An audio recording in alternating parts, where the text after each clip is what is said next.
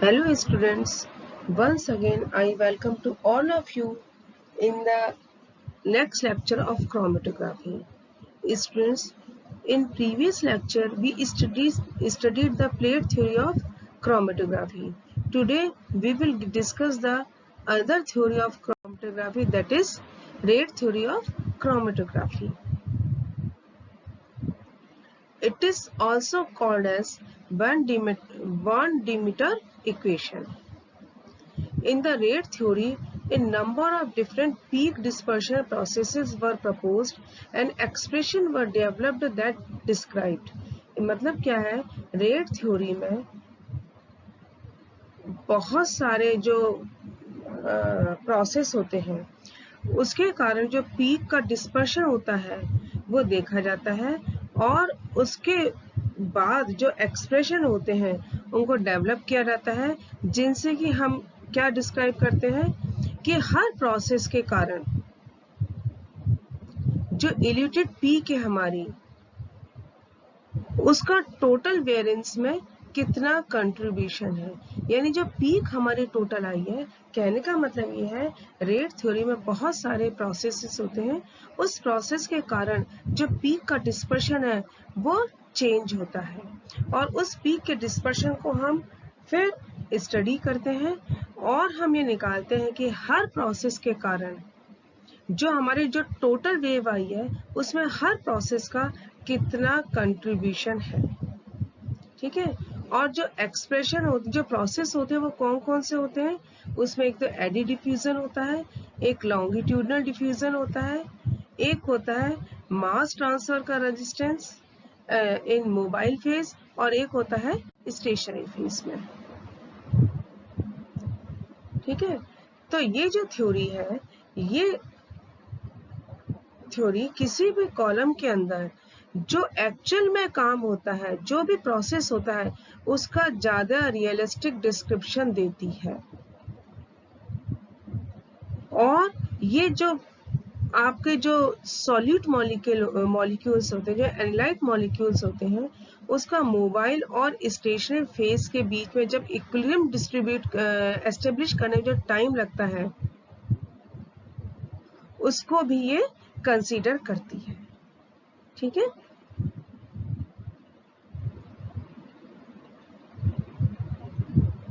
और ये जो है किसी भी जो सॉल्यूट मॉलिक्यूल होते हैं वो क्या करते हैं, उनके पास ये आप जानते हो कि क्रोमेटोग्राफी बेसिकली क्या है, सेपरेशन टेक्निक है।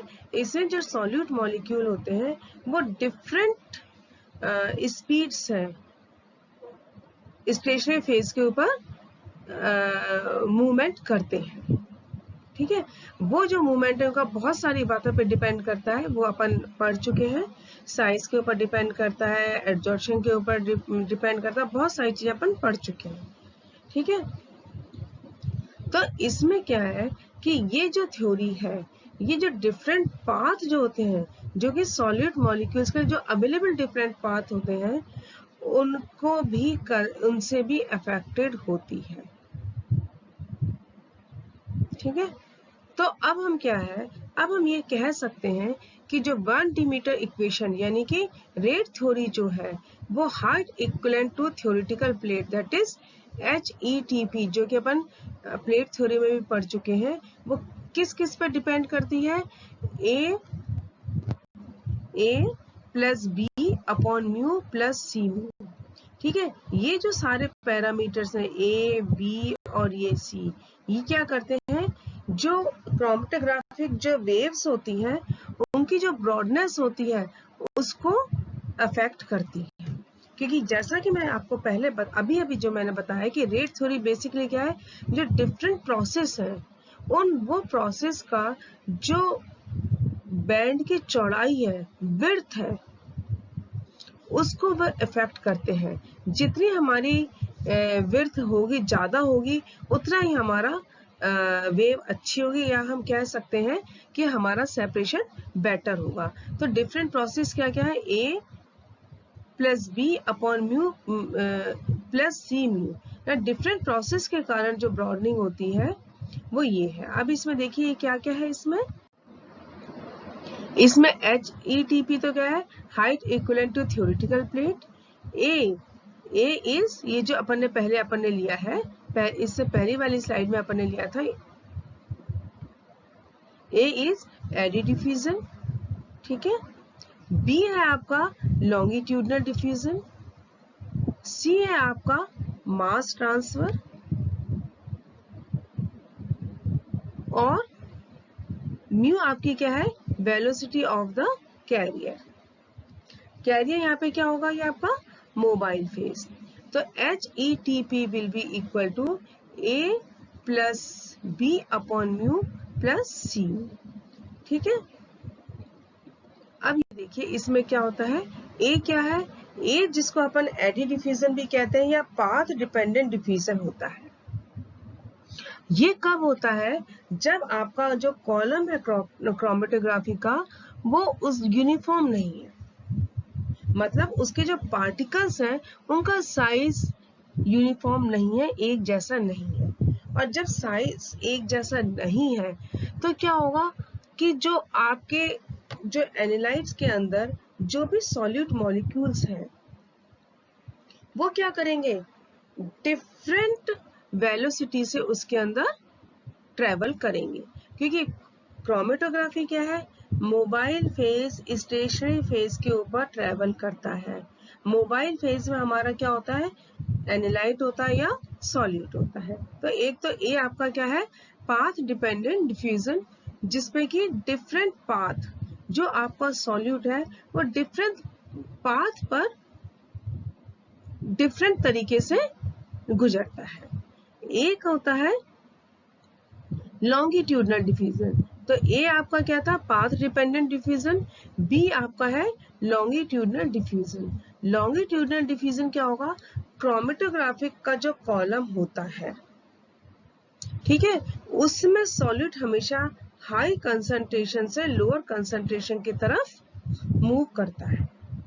तो अलोंग द कॉलम लेंथ के अकॉर्डिंग यदि वो करेगा, जिसमें क्या होगा, सेंटर में तो उसका मूवमेंट ज्यादा होगा या कंसेंट्रेशन ज्यादा होगी, और एजिस पे कम होगी, वो आपका कहलाता है लॉन्गिट्यूडनल डिफ्यूजन। तीसरा है आपका mass transfer effect. Mass transfer effect क्या होता है, जो आपके स्टेशनरी और मोबाइल फेस होते हैं उनके बीच में जो सॉलिड पार्टिकल्स होते हैं वो अपने आप को इक्विलिब्रियम एक तरीके से उनके बीच में एस्टेब्लिश हो जाता है। जैसे कि अपन ने प्लेट थ्योरी में पढ़ा था कि स्टेशनरी और मोबाइल के बीच में इक्विलिब्रियम होता है, तो यहाँ पे क्या है कि जो इक्विलिब्रियम होता है उसको एस्टेब्लिश करने में टाइम लगता है, और इस इफेक्ट को भी अपन इसकी विड्थ में कंसीडर करते हैं। अब अपन इनको वन बाय वन पढ़ते हैं। ये जो कोफिशिएंट ए होता है, कोफिशिएंट ए क्या है आपका, जैसा कि अभी मैंने आपको बताया, इसको अपन क्या कहते हैं, एडी डिफ्यूजन, ठीक है, एडी डिफ्यूजन भी अपन इसको कहते हैं। अब इसमें क्या होता है, it is concern with the different path traveled by the molecules of a particular solute during their passage through the column। यानी एक कॉलम में जब सॉल्यूट ट्रेवल करता है तो उसमें क्या होता है, डिफरेंट पाथ में वो ट्रेवल करता है, ठीक है। अब इसमें अपन क्या कहेंगे, जो स्टेशनरी फेज होते हैं उसके जो पार्टिकल्स होते हैं वो या तो इरेगुलर होंगे या फिर स्फेरिकली शेप्ड होंगे, जो भी होंगे, और वो बहुत टाइटली आपस में पैक्ड होते हैं। और जो सॉल्यूट मॉलिक्यूल्स होते हैं उनको क्या करना होता है, इनके बीच में से ही अपना पाथ बनाना पड़ता है। जैसे मान लीजिए ये हमारा एक सॉल्यूट, एक हमारा सैंपल है, इस सैंपल में हमारे तीन तरीके की सॉल्यूट है, 1, 2 एंड 3, ठीक है, और ये हमारा कॉलम है। इस कॉलम में देखिए ये अलग अलग शेप के पार्टिकल्स आपको दिखाई दे रहे हैं, ठीक है।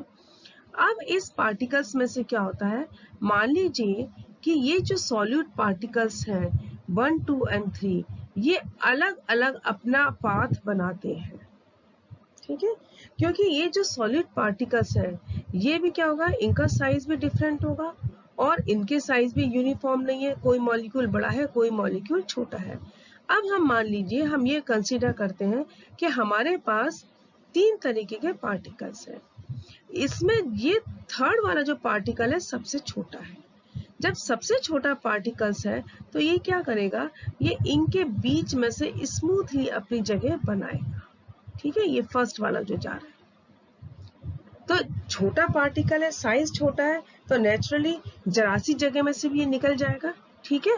तो जब निकल जाएगा, स्मूथली आ रहा है, तो ये आपका यहाँ पर बाहर निकल गया, इल्यूट हो गया, ठीक है। अब हम ये देखते हैं जो हमारा सेकंड पार्टिकल है, सेकंड पार्टिकल का साइज थर्ड वाले पार्टिकल से बड़ा है। जब थर्ड वाले पार्टिकल से बड़ा है तो इसको क्या हुआ, इसको अपनी थोड़ी सी जगह बनानी पड़ेगी, ये हर पार्टिकल्स के बीच में से नहीं निकल सकता, जहां इसको जगह मिलेगी, देखिए ये यहाँ से, फिर यहाँ इसको यहाँ जगह नहीं मिली, इसको यहाँ आना पड़ा, यहाँ के बाद फिर इसको यहाँ आना पड़ा, यहाँ से सीधा नहीं जा सकता क्योंकि जगह नहीं है, इससे अब इसको यहाँ आना पड़ा, यहाँ से फिर ये सीधा नहीं जा सकता, यहाँ आना पड़ा, फिर यहाँ से यहाँ आना, मतलब जिगजैग करके आगे बढ़ा और अल्टीमेटली ये भी निकल गया, इल्यूट आउट हो गया। लेकिन ये क्या हुआ, इसको जो थर्ड पार्टिकल था उसके कंपैरिजन में आने में ज्यादा समय लगा, ठीक है, क्यों, क्योंकि थर्ड वाला तो एकदम बीच में से निकल के आ गया, इसको अपनी थोड़ी सी जगह बनानी पड़ी, तो ये बाहर तो निकल गया, लेकिन इसके कंपैरिजन में ये देर से बाहर निकला। अब अपन क्या कहते हैं, फर्स्ट वाला पार्टिकल। फर्स्ट वाला यदि हम पार्टिकल लेते हैं तो फर्स्ट पार्टिकल का जो साइज है वो इन दोनों से बड़ा है, इन दोनों से जब बड़ा है तो फिर अपन क्या करेंगे, जितना टाइम तीसरा जितनी आसानी से निकल गया उससे मुश्किल से सेकंड वाला पार्टिकल निकला, फर्स्ट वाले पार्टिकल को सेकंड वाले पार्टिकल से भी ज्यादा दिक्कत आएगी, ठीक है। तो क्या हुआ कि ये इसको अपनी और जगह बनानी पड़ेगी क्योंकि इसका साइज बड़ा है, ये यहाँ से इसे यहाँ जगह बनाई जहाँ ज्यादा जगह चाहिए, अब यहाँ से फिर इसको क्या है, फिर यूं आना पड़ेगा क्योंकि यहाँ इसको ज्यादा जगह चाहिए, फिर ये अपना रास्ता बनाएगा, फिर ये ऊपर जाएगा, फिर ये यहाँ आएगा। कहने का मतलब ये है, इसको रास्ता बनाने में, बाहर निकलने में पहले और दूसरे और तीसरे के मुकाबले ज्यादा दिक्कत आएगी, लेकिन निकल जाएगा, ठीक है। तो अल्टीमेटली क्या है, ये भी इल्यूट आउट हो जाएगा। तो अब आप देखिए इसको क्या करा, सेकंड से भी ज्यादा टाइम लगा, तो सबसे कम समय में तो हमारा सबसे छोटा पार्टिकल आया, उससे थोड़ा सा ज्यादा समय किसने लिया, सेकंड वाले पार्टिकल ने लिया क्योंकि इसका साइज से थोड़ा सा बड़ा था, और फर्स्ट वाले पार्टिकल का साइज क्योंकि सेकंड वाले से भी बड़ा था इसलिए इसे सबसे ज्यादा समय लिया।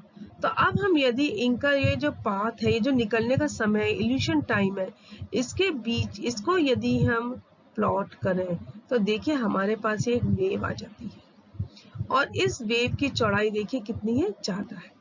तो कहने का मतलब ये है कि ये जो डिफरेंट पाथ है ये किसको इफेक्ट कर रहे हैं, इस वेव की विड्थ को डिपेंड कर रहे हैं, अफेक्ट कर रहे हैं। जितनी चौड़ी विड्थ होगी उतना ही क्लियर हमारा सेपरेशन होगा, उतना ही क्लियर हमारा बैंड होगा, ठीक है। तो हम क्या कह सकते हैं कि इसमें जो मूवमेंट है वो किस पर डिपेंड कर रहा है, इसमें मॉलिक्यूल जो है वो डिफरेंट मतलब इसमें जो मॉलिक्यूल है वो अनइक्वल डिस्टेंस पे ट्रेवल करते हैं, ठीक है, कोई इस डिस्टेंस से कर रहा है, कोई इस डिस्टेंस से कर रहा है। सेकेंडली ये सब क्या है, वेलोसिटी से इंडिपेंडेंट है इनका मूवमेंट, ये नहीं कि इसकी वेलोसिटी इतनी से सभी की इतनी रहेगी, नहीं, ये तो इसके पाथ पे इनकी वेलोसिटी डिपेंड करती है। तीसरा क्या है, इनका जो मूवमेंट है वो किस पर डिपेंड कर रहा है, साइज ऑफ स्टेशनरी पार्टिकल। यदि स्टेशनरी पार्टिकल का साइज बड़ा है तो इसमें से आसानी से निकल जाएंगे, ठीक है। और यदि छोटा है तो इसमें से जो सॉलिड के जितने छोटे होंगे वो उतने आसानी से निकलेंगे, और जितने बड़े पार्टिकल होंगे सॉलिड के उनको अपनी जगह बनानी पड़ेगी। तो हम क्या कह सकते हैं इनको, in this solid particles move through the column which is packed with stationary phase, है ना। तो सॉलिड पार्टिकल को किस में से निकलना पड़ता है, स्टेशनरी फेज में से निकलना पड़ता है, जिसके जो कि बहुत ज्यादा पैक्ड है, ठीक है। और इसके कारण जो सॉलिड मॉलिक्यूल्स को होते हैं वो क्या करते हैं, स्टेशनरी फेज में से डिफरेंट पाथ में से होके गुजरते हैं, और इसके कारण क्या होता है कि जो सॉलिड की जो बैंड होती है वो ज्यादा चौड़ी हो जाती है, ब्रॉड हो जाती है, और डिफरेंट लेंथ की होती है, ठीक है। तो ये तो था हमारा एडी डिफ्यूजन। अब हम आते हैं लॉन्गिट्यूडनल डिफ्यूजन को। अब जैसा कि स्टार्टिंग में मैंने बताया आपको कि जो इस रेट थ्योरी में डिफरेंट प्रोसेस को अपन कंसीडर करते हैं, जिससे कि बैंड उनका हर प्रोसेस के कारण जो बैंड होती है उसके विड्थ पे क्या फर्क पड़ता है अपन देखते हैं। तो पहला तो अपना प्रोसेस हो गया एडी डिफ्यूजन, दूसरा हमारा लॉन्गिट्यूडनल डिफ्यूजन। ये भी क्या करता है, बॉन्ड की स्प्रेडिंग को जो है वो अफेक्ट करता है। तो अब हम क्या कहेंगे, किसी का भी डिफ्यूजन कोफिशिएंट है वो क्या है, वो जो सब्सटेंस होते हैं वो रैंडमली क्या करते हैं, हायर कंसंट्रेशन से लोअर कंसंट्रेशन की तरफ जब मूव करते हैं उसको अपन क्या कहते हैं, डिफ्यूजन कोफिशिएंट कहते हैं। देखिए लॉन्गिट्यूडनल डिफ्यूजन की अपने को आवश्यकता क्यों पड़ी, क्योंकि अपन ने इससे जो पहली वाली स्लाइड देखी थी, उसमें अपन ने क्या करा था, उसमें अपन ने ये करा था कि जो मॉलिक्यूल्स होते हैं, जो सॉलिड पार्टिकल्स होते हैं, वो डिफरेंट पाथ से अपने आप को रास्ता बनाते हुए ट्रेवल करते हैं, ठीक है।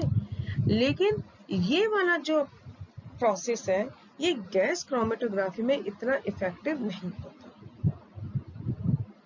क्यों, क्योंकि गैस के जो मॉलिक्यूल्स हैं वो तो रैंडमली कहीं ना कहीं से अपनी जगह बना ही लेंगे, बहुत जल्दी डिफ्यूज होती है।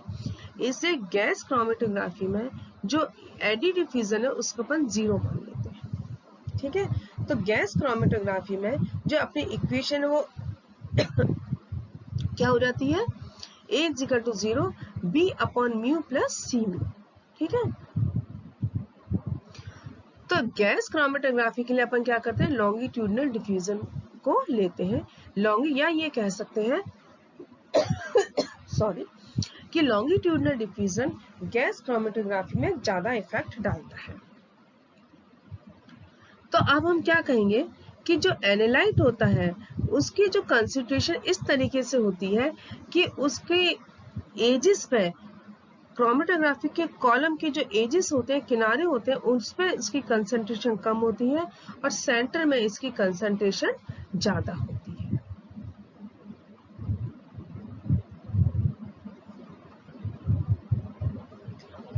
ठीक है, जब इसकी ज्यादा होगी तो अपन क्या कहेंगे, टर्बुलेंस आ जाती है। टर्बुलेंस मींस कि एक किनारे पे ज्यादा और सेंटर में किनारे पे तो कम होती है इनकी कंसंट्रेशन सॉल्यूट की, और सेंटर में ज्यादा होती है। मतलब क्या है, यदि आपने किसी सॉल्यूट पार्टिकल को किसी भी कॉलम, क्रोमेटोग्राफिक कॉलम में से निकाला, तो सॉल्यूट अपने आप को कॉलम की लेंथ के अकॉर्डिंग वो ट्रेवल करते हैं, और वो ट्रेवल करने से इस तरीके से ट्रेवल करते हैं कि जो उनकी कंसंट्रेशन है वो सेंटर में ज्यादा होती है कॉलम के, और किनारे पे कम होती है। ठीक है, अब इसमें भी आप एक देख लीजिए कि यदि मोबाइल फेज की वेलोसिटी ज्यादा होगी तब क्या होगा कि जो एनालाइट्स हैं वो बहुत जल्दी से निकल जाएंगे, और यदि बहुत जल्दी से निकल जाएंगे तो इसका मतलब है स्टेशनरी फेज में कम रहेंगे, कॉलम में कम रहेंगे। तो ये क्या करेगा, लॉन्गिट्यूडनल डिफ्यूजन के इफेक्ट को कम कर देगा। कब, यदि मोबाइल फेज की वेलोसिटी ज्यादा हुई। देखिए इसको मैंने यहाँ पे एक डायग्राम लिया है। ये डायग्राम आपका क्या है, लॉन्गिट्यूडनल डिफ्यूजन बताया है, क्योंकि क्या है, bond band broadening due to the diffusion of the solid along the length of the column in the mobile phase. ये आपका पूरा का पूरा कॉलम है। ये इसकी लेंथ के अकॉर्डिंग यदि सॉलिड पार्टिकल मूव करते हैं, सॉलिड पार्टिकल जब मूव करते हैं तो सेंटर में तो क्या है, इसकी कंसंट्रेशन ज्यादा है और किनारे पे इसकी कंसंट्रेशन कम है। ठीक है, तो आप क्या कह सकते हैं कि यहाँ पे आप ये कह सकते हैं, यदि अपन इनके किनारों को मिलाएं तो देखिए ये इस तरीके से वेव बन जाती है। ठीक है, यानी कि ये वेव कैसी है, आपकी चौड़ी है। ठीक है, इसकी विड्थ कैसी हो गई, इतनी चौड़ी हो गई। तो बैंड की क्या हुआ, ब्रॉडनिंग हो गई। और ये फैक्टर फिर क्या करेगा कि आपकी बैंड की चौड़ाई को नापेगा, यानी कि आपकी जो सेपरेशन है वो बेटर होगा। ठीक है, ये देखिए, ये पहले तो ये ऐसा था, फिर क्या हुआ, ये किनारे पे तो इसकी कंसंट्रेशन कम रही और ये सेंटर में आके ज्यादा हो गई, तो इस तरीके से इसकी बन गई। ठीक है, और इसको क्लियर अपन इससे कर सकते हैं कि यहाँ पे क्या है, ये जो है इसमें एक टर्बुलेंस आ जाती है। ये आपका क्या है, पहले तो कॉलम में ये है, सारे के सारे क्या है, मान लीजिए सॉलिड पार्टिकल्स है। ये आपका पूरा का पूरा क्या है, कॉलम है। ठीक है, ये कॉलम है। इस कॉलम में जब अपन, ये आपका स्टेशनरी फेस है, स्टेशनरी फेस में आपके क्या है, सॉलिड पार्टिकल है। और सॉलिड पार्टिकल क्या कर रहे हैं, ये जब मूव कर रहे हैं, मोबाइल फेस जब मूव कर रहा है तो क्या होगा कि ये आपका सेंटर में तो इसकी कंसंट्रेशन ज्यादा है और किनारे पे कम है। तो देखिए बैंड की चौड़ाई यहाँ पे बढ़ गई। ठीक है, ये आपका है लॉन्गिट्यूडनल डिफ्यूजन, क्योंकि कॉलम की लंबाई में हो रहा है। ये भी क्या कर रहा है, इससे भी बैंड की चौड़ाई बढ़ रही है। अब हमारा लास्ट आता है कोफिशिएंट सी। कोफिशिएंट सी क्या है, मान लीजिए कोई स्टेशनरी फेस है, उसमें से जब अपन मोबाइल फेस को गुजारते हैं, मोबाइल फेस को कैसे, मोबाइल फेस में क्या होगा, सॉलिड पार्टिकल्स होंगे, एनालाइट्स होंगे, जिसमें कि अपने को, जिसका सेपरेशन अपने को करना है। अब क्या होगा कि यदि जो सॉलिड पार्टिकल्स है, इनकी एफिनिटी स्टेशनरी पार्टिकल्स की तरफ ज्यादा है। ठीक है, तो स्टेशनरी फेज की तरफ ज्यादा है, तब क्या होगा कि जो मोबाइल फेज है उसके साथ कम सॉल्यूट पार्टिकल्स आएंगे, यानी कि सॉल्यूट की जो वेलोसिटी है वो कैसी हो जाएगी, बहुत धीमी हो जाएगी। क्यों, क्योंकि इनकी जो एफिनिटी है वो किसकी तरफ है, स्टेशनरी फेज की तरफ ज्यादा है। और मान लीजिए कि यदि मोबाइल फेज की तरफ ज्यादा है, तब क्या होगा कि वो स्टेशनरी फेज में कम रहेंगे और मोबाइल फेज में ज्यादा आ जाएंगे, यानी कि ज्यादा चले, जो इल्यूशन है वो ज्यादा होगा।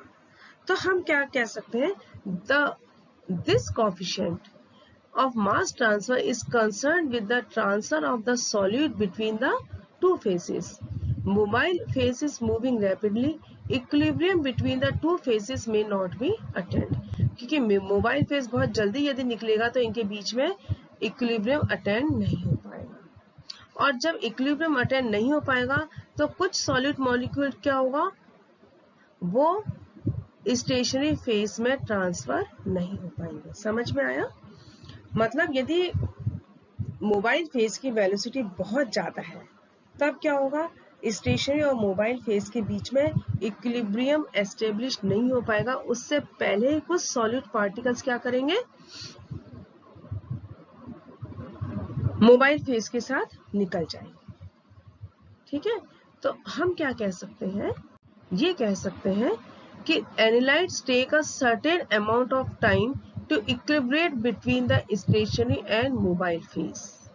कोई भी जो एनालाइट है वो स्टेशनरी और मोबाइल फेज के बीच में अपने आप को इक्वली यदि डिस्ट्रीब्यूट करेगा तो उसमें कुछ टाइम लगता है। ठीक है, यदि मोबाइल फेज की वेलोसिटी ज्यादा है तब क्या होगा, मोबाइल फेज की वेलोसिटी ज्यादा है और जो लेकिन एनालाइट जो है वो स्टेशनरी फेज की तरफ ज्यादा एफिनिटी है इसकी, तो क्या होगा कि स्टेशनरी फेज में वो ज्यादा रहेगा और मोबाइल फेज की जो उसकी स्पीड है वो कम हो जाएगी और इससे जो बैंड है वो ब्रॉड हो जाएगा। ठीक है, और यदि मान लीजिए कि इसकी वेलोसिटी बहुत ज्यादा है, ठीक है, तो भले ही उसकी जो एफिनिटी है चाहे वो स्टेशनरी फेज की तरफ ज्यादा हो, लेकिन फिर भी क्या होगा कि उन सॉलिड पार्टिकल्स को इतना टाइम ही नहीं मिल पाएगा कि वो स्टेशनरी फेज के साथ अपने आप को इक्विलिब्रियम में ला सके और सारा का सारा क्या होगा, जो हमारा सॉल्यूट है वो मोबाइल के साथ निकल जाएगा। तो ये भी कोई बहुत अच्छी बात नहीं होगी, हमारा सेपरेशन हो ही नहीं पाएगा। ठीक है, तो इसलिए हमें मोबाइल फेज की जो वेलोसिटी है वो बहुत ज्यादा भी नहीं रखनी है, बहुत कम भी नहीं रखनी है, नॉर्मल मॉडरेट रखनी है। मॉडरेट रखने में क्या होगा कि कुछ सॉलिड पार्टिकल्स जो है उनकी एफिनिटी स्टेशनरी फेज की तरफ ज्यादा होगी। एक तो क्या होगा, वेलोसिटी कम रखने से जो सॉलिड पार्टिकल्स हैं उनको टाइम मिल जाएगा स्टेशनरी और मोबाइल फेज के बीच में अपने आप को इक्विलिब्रियम में लाने का। ठीक है, पहली बात। दूसरी बात, उसमें जो स्टेशनरी फेज के प्रति जिन सॉलिड पार्टिकल्स की एफिनिटी ज्यादा है वो क्या करेंगे, वो कम मूवमेंट करेंगे, मोबाइल के साथ नहीं जाएंगे, और जिनकी स्टेशनरी फेज के प्रति एफिनिटी कम है वो क्या होगा, वो मोबाइल फेज के साथ निकल जाएंगे। तो कुछ पहले निकल जाएंगे और कुछ बाद में निकलेंगे, तो इससे हमारी जो बैंड है वो कैसी हो जाएगी, चौड़ी हो जाएगी। ठीक है,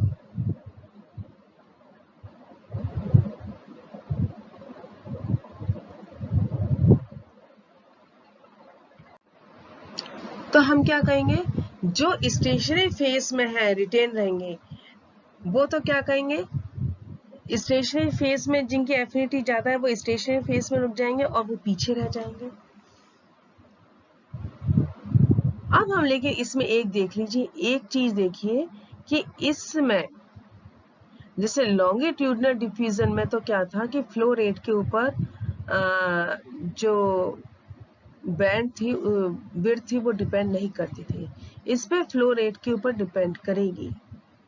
ठीक है, तो फ्लो रेट में यदि बहुत ज्यादा होगी तो सारा सॉलिड निकल जाएगा, स्लो होगी तो आपका जो मूवमेंट है बहुत स्लो हो जाएगा। इसे हमें क्या करनी है